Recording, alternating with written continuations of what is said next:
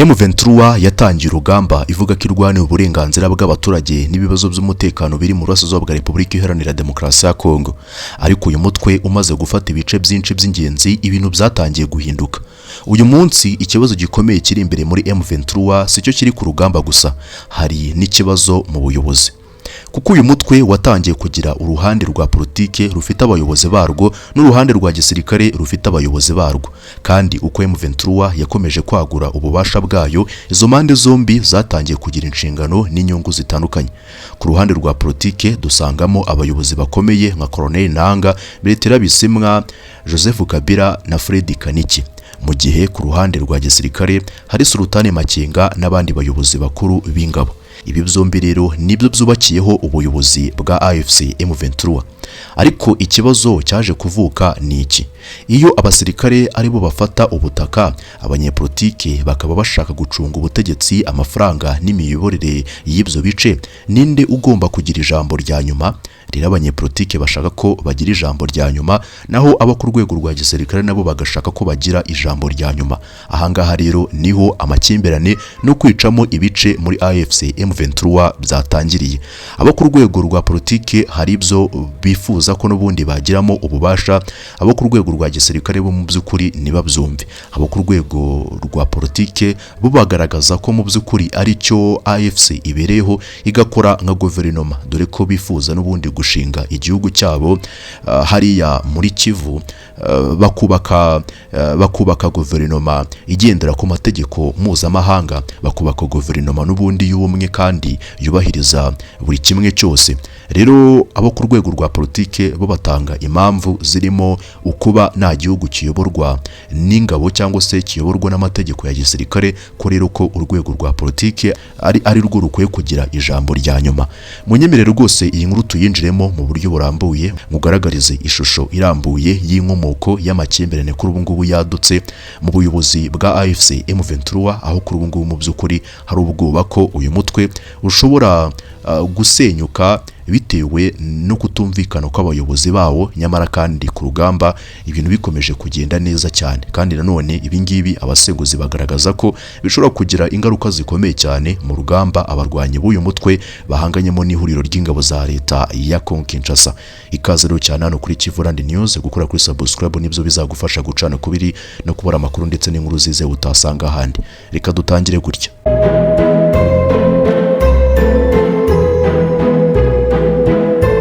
Rero inkuru yacu reka tuyitangirire hano kugira ngo uze gusobanukirwa neza ibikomeje kujya mbere mu buyobozi bwa AFC M23. Mu ntangiriro M23 yari izwi cyane nk'umutwe twaje intwaro, ariko uko yagiye ifata ibice byinshi harimo n'ahantu h'ingenzi mu bukungu bw'intara ya Kivu y'Amajyaruguru, imikorere yayo yarahindutse. Uyu mutwe watangiye kugira ubuyobozi bw'abasivile, uburyo bwo gukusanya imisoro, kugenzura ibikorwa by'ubucuruzi no gucunga ibice wafashe. Ni muri urwo rwego uruhande rwa politike rwa AFC rwaje kugira akamaro gakomeye cyane. AFC yavutse nyuma y'uko M23 yaregejeje urugamba kure cyane, kandi ivuka rya AFC cyari igitekerezo cya Joseph Kabila Kabange wari ufite intego yo kwihuza n'abarwanyi b'umutwe wa AFC M23. Yabonaga ko rwose bafite imbaraga zo kuzarwanya ubutegetsi bwa Kinshasa buyobowe na Kisekedi Chilombo. Kabila yizeraga ko rwose buri gushyira ahabi igihugu cya Kongo. AFC rero yari ifite inshingano zo gutanga umurongo wa politike, diplomasi n'imiyoborere. M23 yo yari ifite inshingano zo gukomeza kuba umutima wa gisirikare w'uyu mushinga.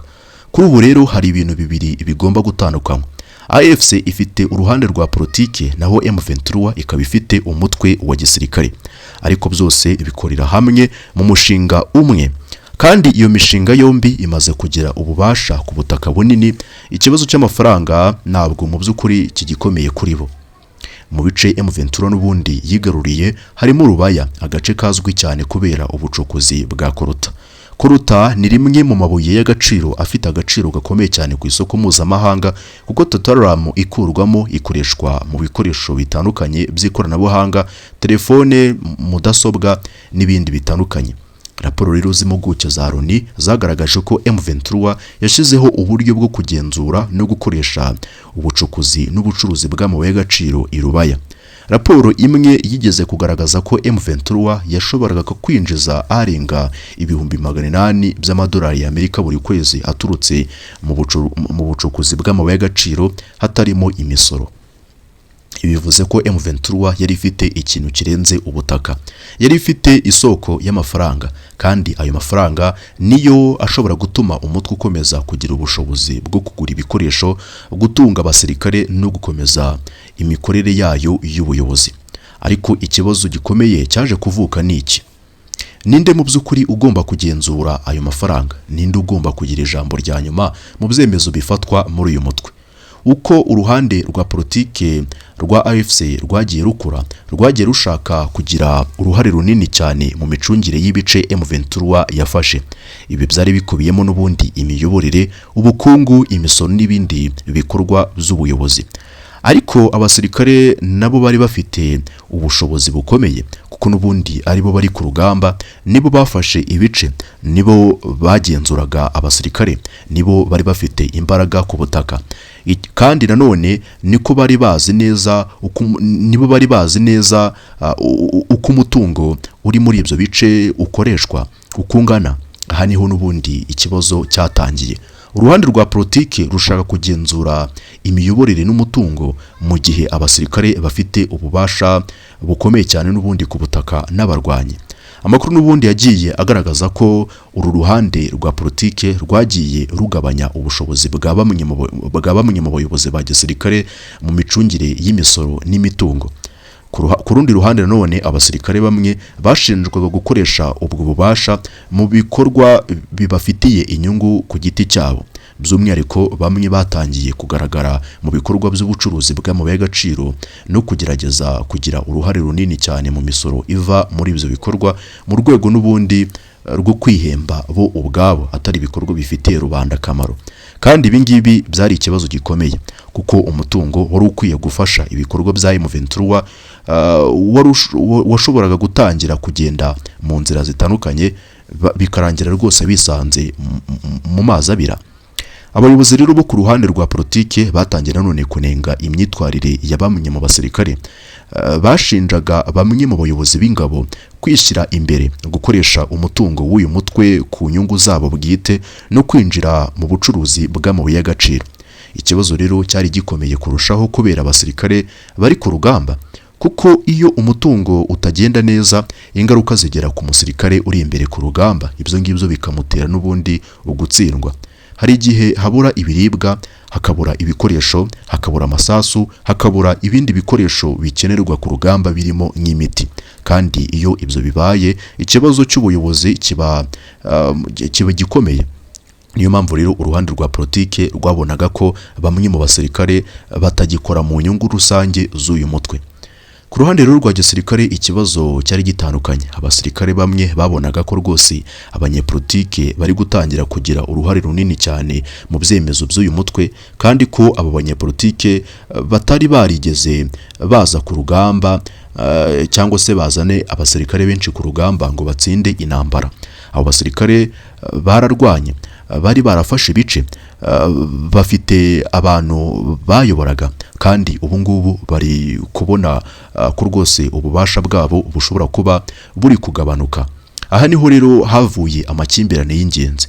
Abanyepolitike bashaka kugenzura ubutegetsi n'umutungo, abasirikare bashaka kugumana ububasha bafite ku rugamba no ku butaka. Kandi hagati y'ibi byombi hari ikintu kimwe gikomeza kubahuza, aricyo M23. Kugeza amagingo yangaya mu by'ukuri icyo abanyepolitiki bo bagaragaza nuko kubera ko hariho gahunda yo gushinga leta ya Kivu, uburasirazuba bwa Kongo budakwiye n'ubundi gushingira ku buyobozi bwa gisirikare, cyangwa se budakwiye gushingira ku byemezo bifatwa n'abasirikare, ko ibi byose bikwiye gushingira ku bigendanye n'ibyemezo bifatwa n'abanyepolitiki b'inararibonye bafite uburambe. Kandi icyo nabo baharanira ni ukubaho kwa Kivu, ni ukubaho kw'abaturage neza, ni ukugabanya ubuhunzi, no kuba abaturage bo muri Kivu batahuka ubuhunzi bugahagarara.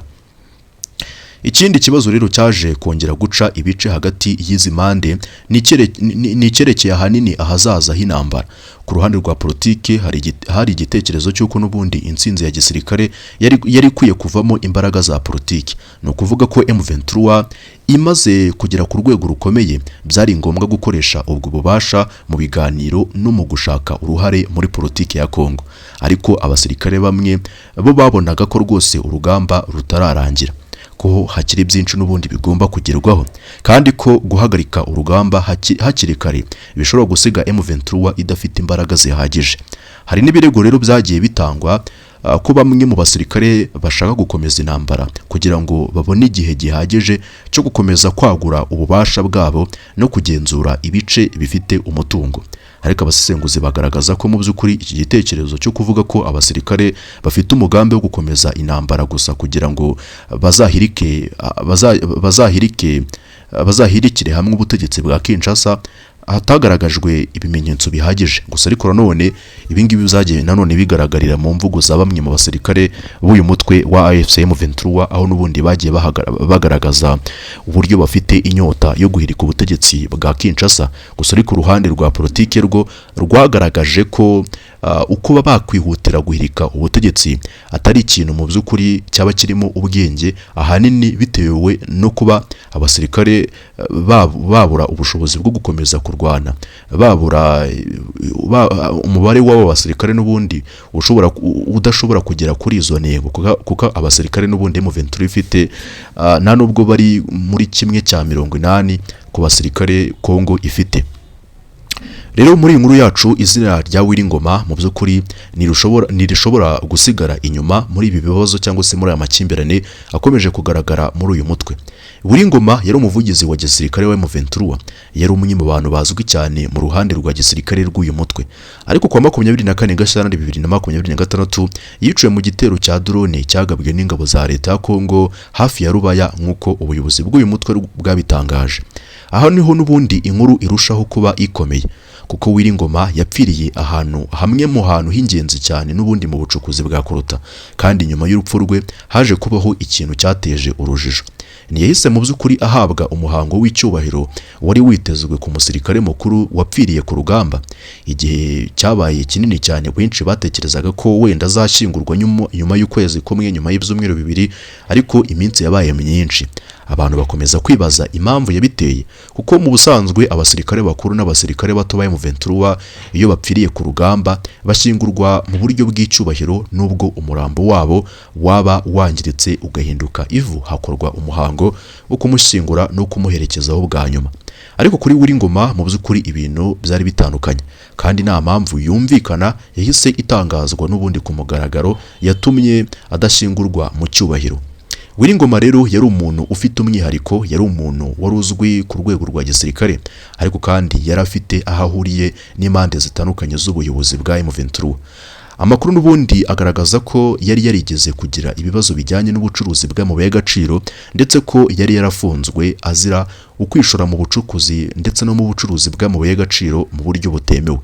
Hari n'amakuru avuga ko yakoranaga n'abantu bari ku mpande zombi z'ubuyobozi. Muri make we yakoreraga hose, yavugaga rumwe n'abanyapolitike ba AFC, akavuga rumwe cyangwa se agakomeza gukora n'ubundi nabo ku ruhande rwe rwa gisirikare. Niho n'ubundi ikibazo cyatangiriye gukomera. Ese yaba yarazi ibintu byinshi? Ese yaba yari yarinjiye cyane mu bucuruzi bw'amabuye y'agaciro akaba ari cyo yazize? Muri make magingo yangaye bitewe n'amakimbirane akomeje kwaduka muri uyu mutwe, ikigendanye n'urupfu rwa Wiringoma cyongeye kugarukwaho, aho bamwe bashinja ubuyobozi bw'ingabo z'uyu mutwe wa AFC M23 ko rwose bashobora kuba baragize uruhare mu rupfu rwa Koloneli Wiringoma mu bigendanye no kuba bari bagamije n'ubundi kumuca intege, kuko yari akomeje kurengera. Yigeze gufungwa igihe kigeze mu mezi 2. Namwe murabizi ku bantu bagiye bakurikiranira hafi ibibazo byo mu burasirazuba bwa Repubulika ya Demokarasi ya Kongo Kinshasa. Uyu Wiringoma yigeze kumara amezi agera kuri 2 atagaragara mu ruhame, kandi ibi bikorwa by'ubucukuzi bw'amabuye y'agaciro yanabikoranaga n'umuvandimwe cyangwa se murumuna wa Sultani Makenga. ibingibi rero Uwiringoma mu by'ukuri yishoyemo, bamwe bagaragaza ko ari byo byateye urupfu rwe, cyangwa se wenda akaba koko yarishwe n'ubutegetsi bwa Kinshasa mu gitero cya drone, ariko nanone abo bakoranaga bakaba barabigizemo uruhare wenda mu kutamuha amakuru y'uko drone ije kurasa aho aherereye, bakanga na nyuma kumushyingura bitewe n'uko bari baramurakariye bitewe no gushaka gutwarwa cyangwa se kureba inyungu ze ku giti cye, kuko Uwiringoma ni umwe mu bantu bagize uruhare mu bikorwa by'ubucuruzi bw'amabuye y'agaciro kandi n'ibintu byasobanuwe n'ubuyobozi bwa M23 buvuga ko n'ubundi bwataye muri yombi bamwe mu basirikare bawo. Rero mu by'ukuri koruta si ryo buye ryonyine riri muri iyi nkuru, hari na kasekereti, wolfram na zahabu. Ibi byose n'ubundi bifite agaciro ku isoko mpuzamahanga, kandi iyo umutwe witwaje intwaro ugenzura ahantu haboneka ayo mabuye, ubugenzura n'uburyo amafaranga agenda. Niyo mpamvu rero raporo za Loni zakomeje kuvuga ku buryo M23 yagiye igenzura ubucukuzi, imisoro n'ubucuruzi bw'amabuye y'agaciro mu bice ifiteho ububasha, kandi niyo mpamvu n'ubundi ikibazo cy'amabuye cyatangiye kuba ikibazo cya politiki, kuko ikibazo n'ubundi ntabwo kikiri amabuye angari hehe, ahubwo ikibazo cyabaye ninde uyagenzura, ninde uyakoresha, ninde uyacuruza, amafaranga ava muri aya mabuye ajya he, akoreshwa mu biki. Kandi iyo ibisubizo by'ibibazo n'ubundi bitandukanye hagati y'abayobozi b'umutwe umwe, amakimbirane aravuka mu buryo bukomeye cyane. Uyu munsi rero M23 ntabwo ikiri umutwe usa neza nuko yari imeze mu ntangiriro. Hari urwego rwa politike, hari urwego rwa gisirikare, hari imiyoborere y'ibice bafashe, hari imisoro, hari ubucuruzi bw'amabuye, hari ubucuruzi buturuka mu misoro, hari intambara. Mu by'ukuri ni byinshi bikomeje kuba muri uyu mutwe. Niyo mpamvu rero ikibazo kuri ngubu atari gusa M23 irashobora gufata ikindi gice cya Kongo. Ikibazo gikomeye ni M23 izakomeza kuba imwe mu gihe inyungu z'abayobozi bayo zatangiye gutandukana. Mu by'ukuri ibi bibazo byose biri kugaragara muri uyu mutwe bishingiye ku mabuye y'agaciro cyangwa se ku mutungo ubarizwa muri ibi bice uyu mutwe ugenzura, kuko M23 yo irifuza gukomeza kugira ubugenzuzi bwuzuye muri ibi bice wigaruriye, naho umutwe wa politike wo ugatekereza ko ari wo ukwiye kugira ijambo rya nyuma mu bikorwa byose bibera muri ibi bice. Kugira ngo rero wumve neza ikibazo kiri kuvugwa imbere muri M23, hari ikintu kimwe nanone ugomba kubanza kumva cyangwa se kumenya. Uyu mutwe ntabwo uyoborwa n'abantu bose bafite inshingano zimwe. Hari abashinzwe politike n'imiyoborere, hari abashinzwe igisirikare n'urugamba, kandi uko M23 AFC yagiye ifata ibice byinshi bya Kongo, izi nzego zombi zagize ububasha burenze ubwo zari zisanganywe mbere. Aha niho n'ubundi ikibazo cyatangiye. Urugero, Colonel Nanga ni umuntu wazanye politike mu mushinga wa M23. Colonel Nanga na Joseph Kabila nibo bantu bazanye icyitwa politike muri M23, kandi cyari ingenzi cyane ko uyu mutwe ugira urwego rwa politike. Nawo umutwe mu by'ukuri urugize urwego rwa politike rurimo inaribonye nka Colonel Nanga na Joseph Kabila Kabange. Iyo uvuga uruhande rwa politike rwa AFC, izina rya mbere riza mu bitekerezo ni Colonel Nanga. Nanga ntabwo ari umusirikare wa M23 watangiye urugamba mu mashyamba. Ni umunyepolitike waje gushyira ubunararibonye bwe bwa politike n'imiyoborere muri AFC, kandi AFC yari igamije guha M23 isura irenze iy'umutwe witwaje intwaro. No kuvuga ko aho kuba M23 gusa ivuga ku rugamba, habayeho n'urwego ruvuga kuri politike, imiyoborere, diplomasi n'ejo hazaza ha Kongo. Kandi AFC mu by'ukuri hari byinshi yahinduye uko isi yabonaga uyu mutwe wa M23. Mu rugamba M23 yari irimo, nanone Colonel Nanga na Joseph Kabila Kabange bari nanone mu rundi rugamba rwo kugaragaza icyo M23 irwanirira, ndetse no gukora igishoboka cyose cyatuma uyu mutwe wa politike ugira uruhare mu rugamba M23 yari irimo. nanga rero yari afite uruhare runini cyane muri uwo murongo. Ariko ikibazo mu by'ukuri cyari iki, iyo abanyapolitiki baje gufata umwanya ukomeye mu mutwe wari umaze igihe uyoborwa n'abasirikare, abasirikare b'ubundi bo babyakira bate? Kuko n'ubundi hari abantu bari bamaze imyaka barwana, bafite abantu babakurikirana, bafite imbaraga ku rugamba, kandi mu gihe M23 yatsindaga igafata ibice bisa, abo basirikare nibo bari ku murongo w'imbere. Ibyo ngibyo n'ubundi birumvikana byagiye mu by'ukuri bigabanuka, ububasha bwabo bwagiye bugabanuka, niko kuri wamenya. Rero Sultani Makenga niwo nanone duhita dukurikizaho. Makenga mu by'ukuri nk'uko mubizi ni umwe mu basirikare bakomeye kandi bazwi cyane muri M23.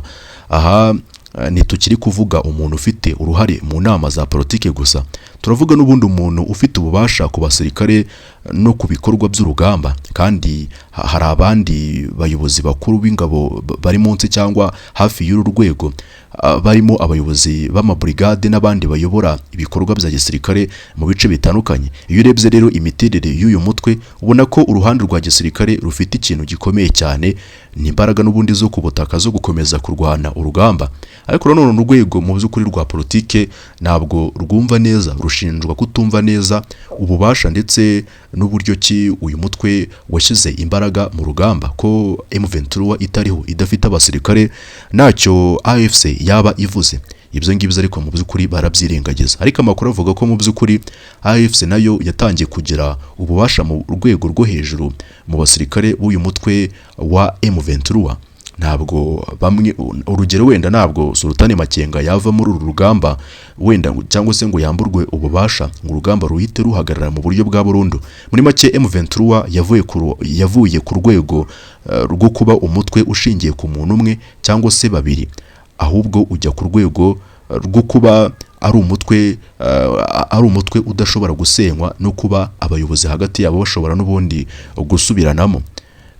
Muri make AFC mu by'ukuri yamaze kwigarurira ububasha mu rwego rwo hejuru muri uyu mutwe.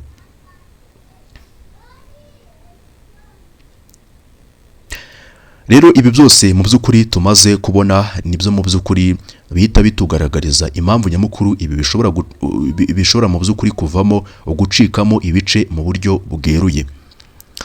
Reka n'ubundi dushyire ibintu byose hamwe. Hari uruhande rwa politike rufite AFC, diplomasi, imiyoborere n'imari. Hari uruhande rwa gisirikare rufite M23, abasirikare benshi gusa, ariko none ntabwo ari bose, siko abasirikare bose n'ubundi bari ku ruhande rwa M23 bafite intwaro n'ububasha ku butaka. Hagati y'izi mande rero hari amabuye y'agaciro, hari imisoro, hari amafaranga, hari intambara, kandi hari ikibazo cy'uko ejo hazaza h'uyu mutwe hagomba kuba hameze. Iyo ibintu nk'ibi rero byose mu by'ukuri bibaye icyarimwe, umwuka mubi ushobora kwiyongera. Ni naho n'ubundi amakuru yo gufunga bamwe mu bayobozi kubera ibikorwa by'amabuye y'agaciro atangira kugira uburemere, kuko iyo umuyobozi afunzwe, ikibazo kiba kitari ikibazo cy'amafaranga gusa, kiba n'ubundi ikibazo cy'ububasha. Ngoma n'ubundi yari umwe mu bayobozi ba gisirikare bari bazwi cyane, ariko amakuru mu by'ukuri yagiye agaragaza ko yari afite aho ahuriye n'impande zitandukanye z'ubuyobozi. Yari umuntu washoboraga n'ubundi gukorana n'abantu bo ku ruhande rwa politike ndetse nabo ku ruhande rwa gisirikare, ariko bitewe no kuba amakimbirane n'ubundi yari yaratangiye kwaduka, ibingi ntabwo byigeze bimuhira, byamugizeho ingaruka. Rero amakimbirane yo muri uyu mutwe wa AFC M23 nk'uko byumva ntabwo ari amakimbirane ya vuba ahangaha, ahubwo ni amakimbirane amaze amezi atari munsi ya 3. Rero mu by'ukuri ikibazo wakwibaza magengo yangaya, ushobora kwibaza uti se ibingibi mu by'ukuri ibingibi mu by'ukuri bikomeje kugaragara biraganisha he uyu mutwe? Icyo wamenya kandi mu by'ukuri nashidikanywaho nuko uyu mutwe ibingibi bikomeje gutya hashobora kubamo ugucikamo ibice kugaragara nk'uko byagiye bibaho mu yindi mitwe itandukanye yagiye itangiza urugamba, ariko bikarangira n'ubundi batangiye gusubiranamo bitewe no kuba batumvikana mu bigendanye n'ugomba kugenzura, n'ugomba n'ubundi gufata icyemezo cya nyuma mu bigendanye n'aho bagenzura. Rero none bamwe bagaragaza ko M23 ari ikosa yakoze mu kuba yarazanye AFC. mu kuba yarazanye urwego rw'abanyapolitike mu mutwe wabo. Niyo mpamvu n'ubundi ngo ibibazo byose bikomeje kuvuka, kuko icyo aba banyapolitike bifuza si cyo M23 yifuza, kandi nanone aba banyapolitike bamaze kugira ububasha mu bice byose uyu mutwe wigaruriye, yaba za Goma n'ahandi hatandukanye. Uyu mutwe wa AFC ufite rwose ububasha bwo gukomeza kuhagenzura nubwo M23 yaba idahari. Rero mu by'ukuri uko niko kuri wamenya kugeza amagingo ye. Kandi none ikindi wamenya, ukundi kuri wamenya nuko amateka ndetse na bamwe mu basesenguzi mu bigendanye n'ibibera mu karere bagaragaza ko hari imitwe itandukanye yagiye ivuka mu bihe bitandukanye, ivuga ko ije kurwanira inyungu z'abaturage, nyamara kandi itaje kurwanira inyungu z'abaturage, ahubwo ari uburyo cyangwa se ari amayeri yo gukoresha mu rwego rwo kugaragaza impamvu batangije iyo ntambara. Rero M23 ishinjwa kuba rwose itarashizemo ubunararibonye no kwitonda neza igihe yashakaga ko AFC yayiyungaho bagakorana, AFC kacunga n'ubundi urwego rwa politike, nyamara kandi AFC yo itari ifite gahunda yo kurwanirira abanyekongo, itari ifite gahunda yo guharanira uburenganzira bwa muntu bwagiye bwangizwa mu burasirazuba bwa Kongo, idafite gahunda yo gucyura impunzi, yo ifite gahunda yo gukoresha ubutaka bwa Kongo cyangwa se ibice uyu mutwe uzaba wigaruriye nk'inyungu, nko gushaka inyungu, nko gushaka amabuye y'agaciro n'ibindi bitandukanye. Kuko nk'umutwe wa FDLR ni umutwe udafite icyo urwanira, ni umutwe wo urwanira inyungu zawo, ni umutwe urwanira gufata ibice kugira ngo wishyuze imisoro, ni umutwe urwana kugira ngo wigarurire ibice bibarizwamo imitungo kamere kugira ngo ukore ibikorwa by'ubucuruzi. Rero AFC M23 bamwe bagaragaza ko rwose abo yiyunzeho, bamwe na bamwe bagiye bayiyungaho bagaragaza ko bayifitiye impuhwe, bagaragaza ko bafite intego imwe, atari ko byari bimeze, ahubwo ko bari bafite intego yo gukoresha uyu mutwe nk'inzira yabafasha kugera ku ntego zabo zo kwigarurira ibice bibarizwamo umutungo kamere iki gihugu kibitseho. Ariko nanone amakimbirane akaba akomeje kuvuka bitewe no kuba M23 ibyo yakekaga ko abo yiyunzeho, abo basigaye bakorana